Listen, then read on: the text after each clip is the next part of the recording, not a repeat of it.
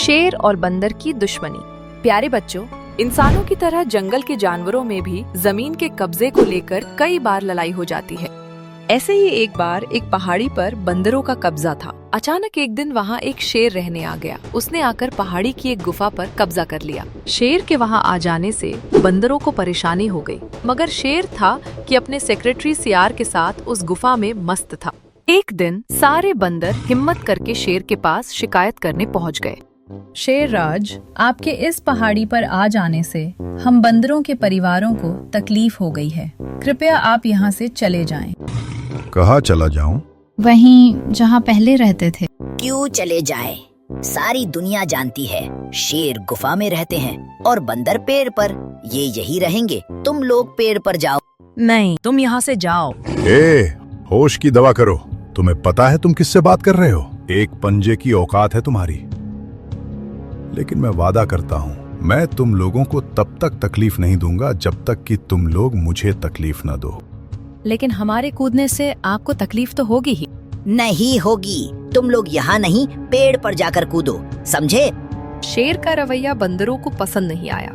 उन्होंने आपस में मीटिंग करी। चाहे कुछ भी हो जाए, शेर को अपनी पहाड़ी पर रहने नहीं देना है। और बंदरों ने शेर को भगाने की कोशिश शुरू कर दी।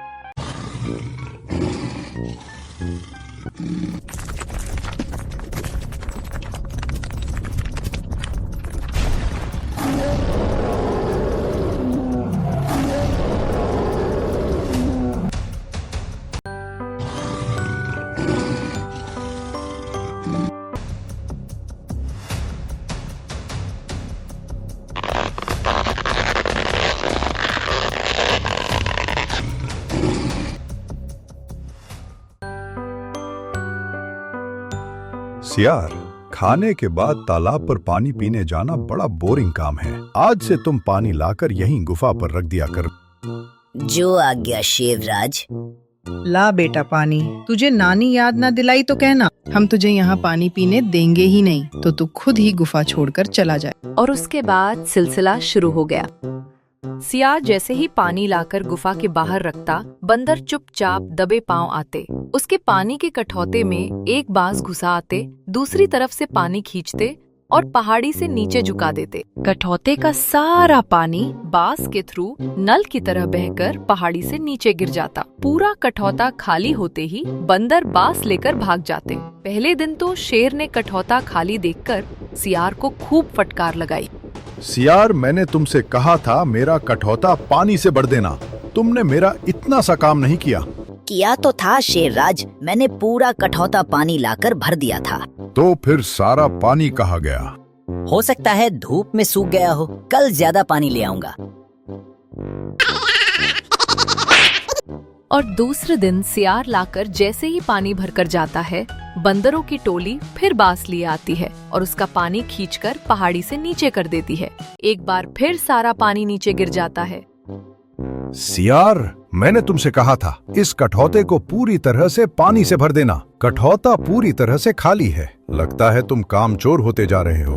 तुम्हें अपने सेक्रेटरी पद से हटाना पड़ेगा। नहीं शेरराज, मैंने तो पूरा कठौता भरा था, ओवरफ्लो कर दिया था। तो फिर सारा पानी कहाँ गया? वही तो पता नहीं। और तीसरे दिन सियार लाकर पानी कठौता में भरता है और शेर के साथ गुफा में छुप जाता है। तभी वे देखते हैं बंदर टोली बांस लिए आती है। बांस का एक कोना पानी में डालती है और दूसरे से मुंह लगाकर पानी खींचती है। पानी नल की तरह बांस से बाहर निकलता है। ये देख सियार कहता है, देखा शेरराज? हाँ, देखा। देखकर भी आप चुप है। छलांग लगाइए। सारे के सारे एक एक पंजे के शिकार हैं। नहीं, देखते हैं कब तक हमारे साथ ऐसा करेंगे। कल से हम आधा पानी गुफा में रखेंगे और आधा पानी उन्हें फेंक कर खुश होने देंगे। और फिर ये सिलसिला कई महीनों तक चला। यहाँ तक कि एक दिन उन्होंने देखा कि शेर उन्हें पानी नीचे फेंकते हुए देख रहा है। उसके बाद उन्होंने कई बार नोट किया कि शेर ने उन्हें पानी फेंकते हुए कई बार देखा है। फिर वो उन्हें कुछ कहता क्यों नहीं है। यहाँ तक कि आजकल वह शिकार करके भी फौरन लौट आता है। इतनी जल्दी उसे शिकार कैसे मिल जाते थे? आखिर इन सारी बातों ने बंदरों को इतना परेशान किया कि उन्होंने एक दिन शेर के पास आकर पूछ ही लिया। शेर राज, हम बंदरों की टोली बहुत परेशान है। क्यों? मैंने तो परेशान नहीं किया। इसीलिए ही तो परेशान है कि आपने परेशान नहीं किया। मैं समझा नहीं, तुम क्या कहना चाहते हो? हम पिछले 2 महीने से आपके पीने का पानी पहाड़ से नीचे गिरा देते हैं और आप हमें गिराते हुए देखते भी हैं। हाँ, देखता हूँ।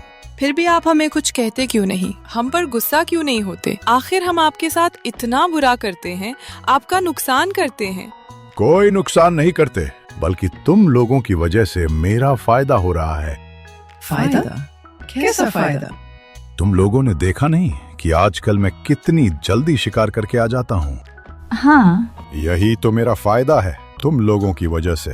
हम समझे नहीं। तुम लोग पिछले 2 महीने से जो पानी पहाड़ पर से नीचे फेंक देते हो, उसकी वजह से नीचे हरी हरी घास जम गई है।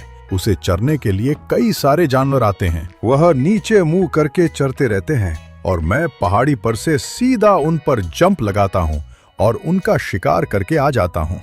तुम लोगों की मेहनत की वजह से मुझे शिकार की मेहनत नहीं करनी पड़ती। कमाल है। और हम लोग तो आपके पीने का पानी फेंक कर खुश हो रहे थे कि आपका नुकसान हो रहा है। नुकसान तो कर ही रहे थे, पर एक बात याद रखना, कोई भी हमारा नुकसान करे तो हमें उससे बचने का रास्ता ही नहीं निकालना चाहिए, बल्कि उसके नुकसान करने से होने वाला अपना फायदा भी ढूंढ लेना चाहिए।